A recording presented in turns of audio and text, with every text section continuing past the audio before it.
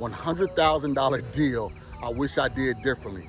You heard me, I made $100,000 on a deal I wish I would have done differently.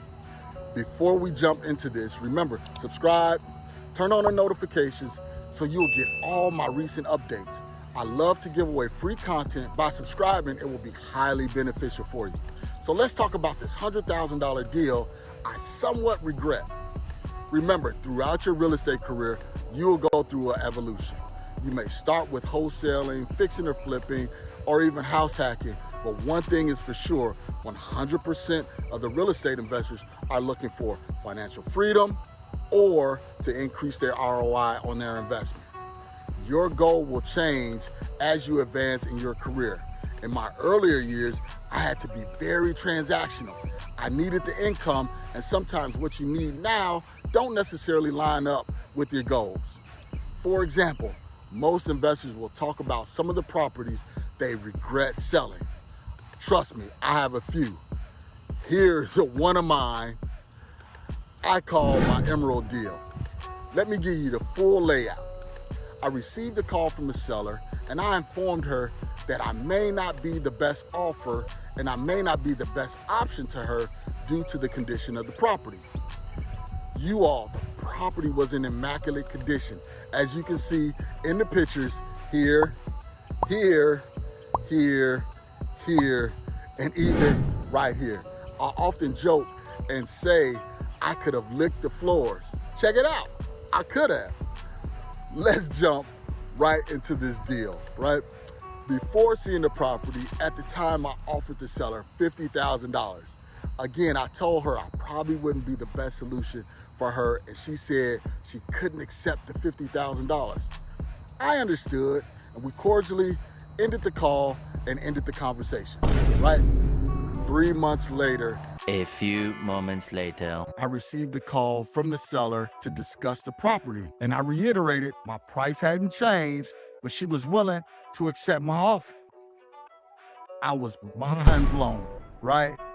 I bring this story up because the decision I made to sell the property was definitely a win. I made over $100,000 on the deal with hardly any money out of my pocket. In the next video, I'll show you exactly how I did that through strategic relationships. But looking back, I left tons of money in the deal because of my need to be transactional.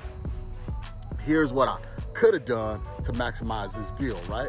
Because you always have to look at things from a different perspective. I bought the property for $50,000 plus closing costs. I could have rented the property for $1,700, which would have increased my passive monthly income and saved me on capital gains tax, which was what I should have been thinking about. Again, most investors' goal is to increase passive income so you can live life by design. This means taking exotic trips, exiting your daily 9-to-5 grind, and in my case, traveling to attend my son's future LSU football games. You have to know what you want and why you want it. And this is because you will make sure every deal don't become so transactional and you don't lose your way. Trust me, my Emerald deal, either way, it was a great deal. But as you mature in your real estate career, you will tend to look at deals in multiple ways. So remember, you can take the fast nickel, but you could be leaving the slow dime on the board. If you want to learn how to do deals like this Emerald deal, it starts with the right documents. You can download my free purchase contract I used to close this deal by clicking the link below, or let's jump on a call and I can talk directly with you. Right, it's Mrcs directly with me.